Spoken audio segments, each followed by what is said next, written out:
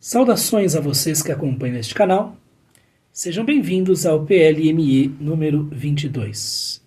Neste vídeo nós faremos a leitura comentada do capítulo ou entrada de número 30 do célebre Enchiridion de Epicteto, como sempre usando a tradução de Aldo Dinucci e Alfredo Julian, que você poderá acompanhar aqui na descrição.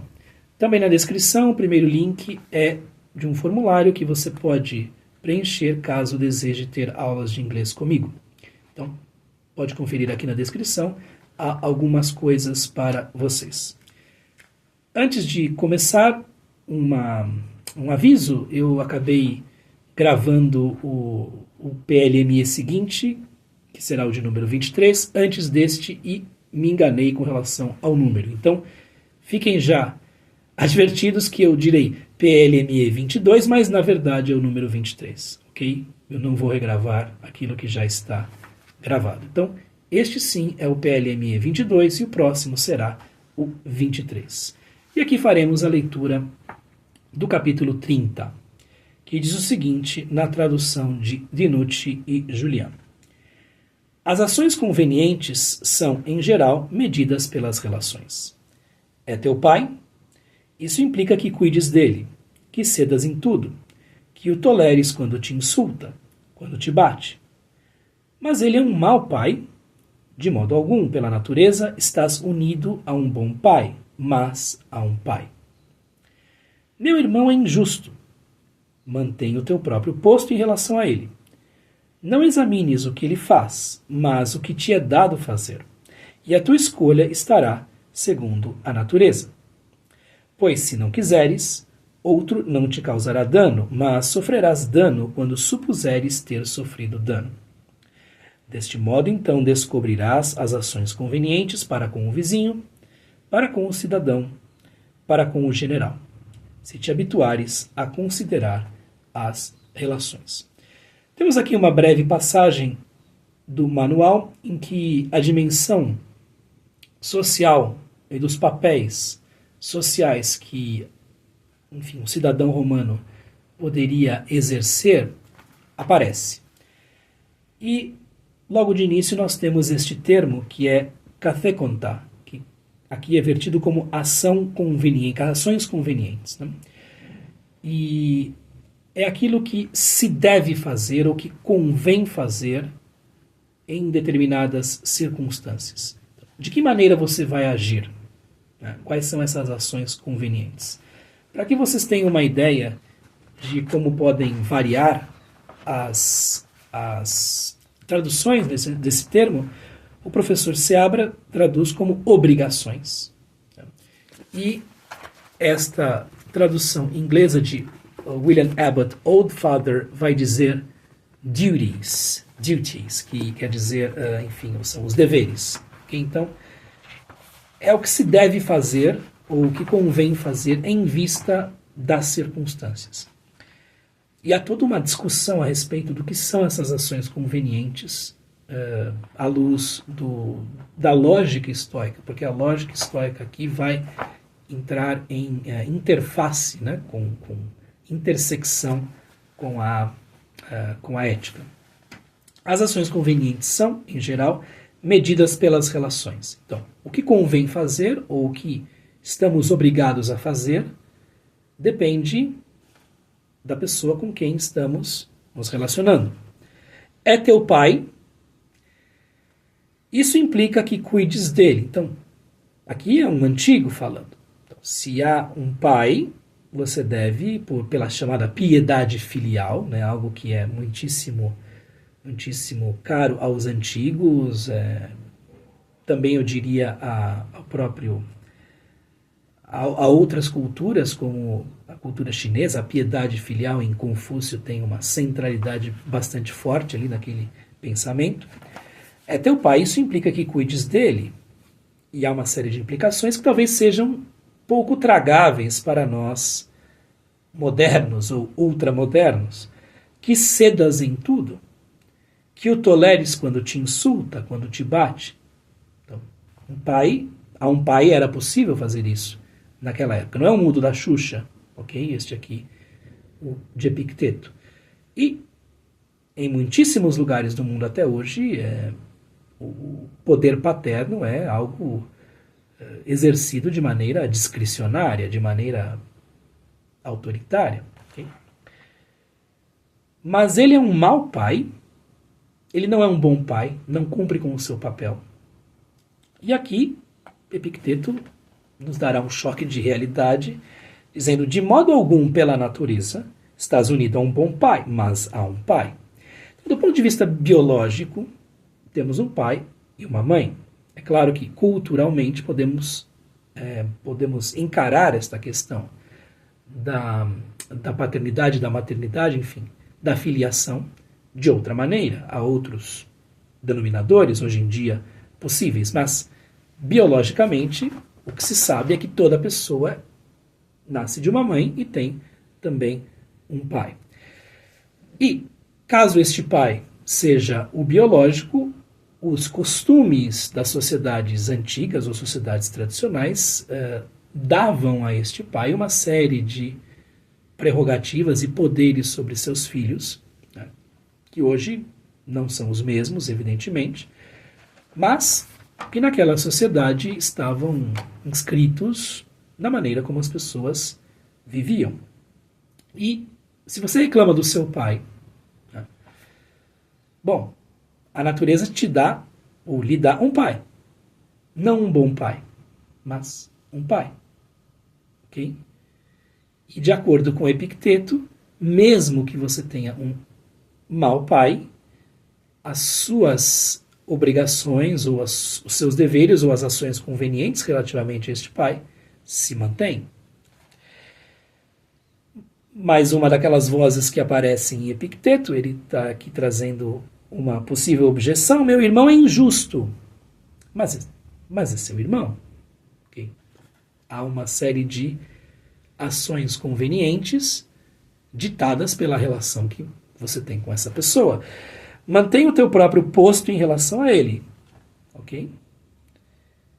Não examines o que ele faz, mas o que te é dado fazer. Ok? Então, não é a maneira como ele age, mas como você, enquanto bom irmão que pretende ser, pode agir, ou deve agir. E a tua escolha estará segundo a natureza. Escolha que é prohairesis, quer dizer, o teu poder de escolha, o seu poder de escolha estará segundo a natureza se você se mantiver no caminho de agir bem enquanto irmão, se você cumprir o seu papel de irmão. A mesma coisa com relação ao pai. Se você cumprir o seu papel de filho ou de filha bem, a sua prohairesis, que é o centro da sua individualidade, estará de acordo com a natureza, e estando de acordo com a natureza, ela gozará de uma série de bons estados, como de tranquilidade, felicidade, etc, etc.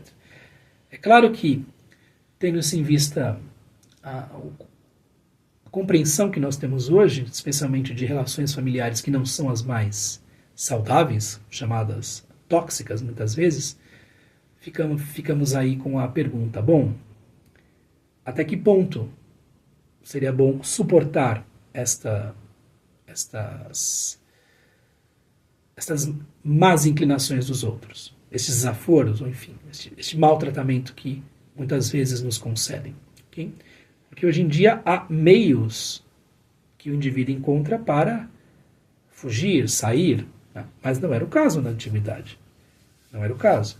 Okay? Então, hoje em dia, podemos supor que até um certo ponto de sanidade mental e de saneamento das relações, este conselho aqui vale. A partir de um certo ponto em que entramos no terreno dos abusos, é possível aí buscar algum tipo de saída para si próprio. Okay? Mas a realidade na antiguidade era muito diversa. Então mantenha o teu próprio posto em relação a este irmão, que é mau irmão, mas a natureza lhe deu um irmão, e dá às pessoas irmãos ou irmãs, e não necessariamente bons irmãos ou boas irmãs. Muito bem. Pois, se não quiseres, outro não te causará dano, mas sofrerás dano quando supuseres ter sofrido dano. Então, Aqui está algo que, para nós que temos uma compreensão cotidiana das coisas, uma compreensão, entre aspas, normal das coisas, é complicado de entender. O dano, para os estoicos, é uma opinião que se forma relativamente às coisas, não é algo que esteja nas coisas em si. Então, se você elimina esta visão de que há um dano sendo cometido a você, aquilo vai embora. Não há o dano. Então, é a opinião que faz o indivíduo sofrer diante de um dano sofrido. Ou de um dano, enfim, experimentado, digamos assim, né? Ou de uma coisa ruim que experimentou. Então, se você retirar este juízo de que está me causando dano, não haverá dano, de acordo com os estoicos, de acordo com Epicteto. Okay? Há algo semelhante no Dhammapada budista, que diz assim, fulano me insultou, fulano me... Logo no início, nos primeiros dísticos, nos primeiros versos. Fulano me insultou, fulano me causou mal. Então retire esta ideia de que houve o mal e o mal vai embora. Né? Ok? Isso funciona em todos os casos? Não sei.